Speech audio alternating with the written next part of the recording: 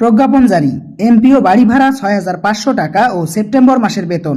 প্রধান উপদেষ্টা। দর্শক, বিস্তারিত আলোচনা শুরু করার পূর্বে আপনারা যারা এখন পর্যন্ত আমাদের চ্যানেলটি সাবস্ক্রাইব করেননি, দয়া করে সাবস্ক্রাইব করে পাশে থাকা বেল আইকনটি অল করে দিন। এমপিও শিক্ষকদের জন্য বাড়ি ভাড়া সহ পেনশন সুবিধা এবং সেপ্টেম্বর মাসের বেতনের চূড়ান্ত তারিখ প্রকাশ করা হয়েছে। ৪.৫ লাখ বেসরকারি শিক্ষা প্রতিষ্ঠানের শিক্ষকদের জন্য থাকছে বাড়ি ভাড়া ৬,৫০০ টাকা। অর্থ মন্ত্রণালয়ের নির্দেশক্রমে অবশেষে পেনশন সুবিধা শতভাগ করেছেন শিক্ষা মন্ত্রণালয়। শিক্ষা মন্ত্রণালয়ের একজন ঊর্ধ্বতন কর্মকর্তা জানায়, তারা শতভাগ পেনশন সুবিধা চালুর জন্য আন্দোলন করেছেন। এই আন্দোলনের পরিপ্রেক্ষিতে অবশেষে এমপিও শিক্ষকরা পেতে যাচ্ছেন পেনশন সুবিধা। দীর্ঘদিনের চাওয়া পাওয়া পূরণ করলেন প্রধান উপদেষ্টা, যা সরকারি চাকরিজীবীদের মতো সুযোগ সুবিধা বহাল থাকবে। গ্রেড ভিত্তিক বাড়ি ভাড়া ২০% আকারে কার্যকর ঘোষণা করার পাশাপাশি যারা কম গ্রেডে চাকরি করেন তাদের জন্য সর্বনিম্ন ৬,৫০০ টাকা বাড়ি ভাড়া নির্ধারণ করা হয়েছে।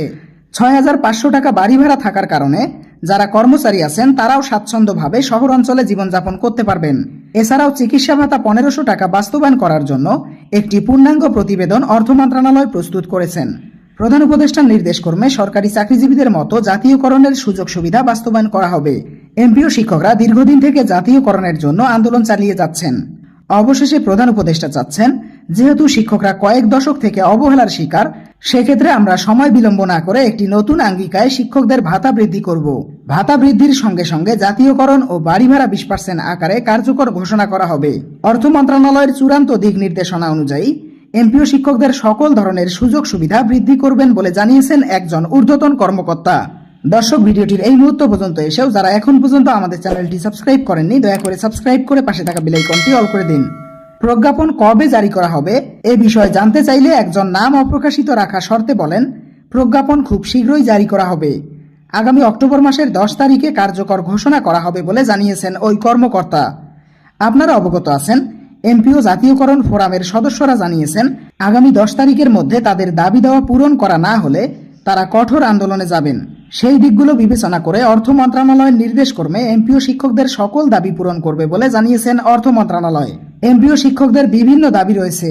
এগুলোর মধ্যে গুরুত্বপূর্ণ দাবি হচ্ছে বাড়ি ভাড়া, চিকিৎসা ভাতা, উৎসব ভাতা শতকরা হারে কার্যকর, এছাড়াও অন্যান্য সুযোগ সুবিধা।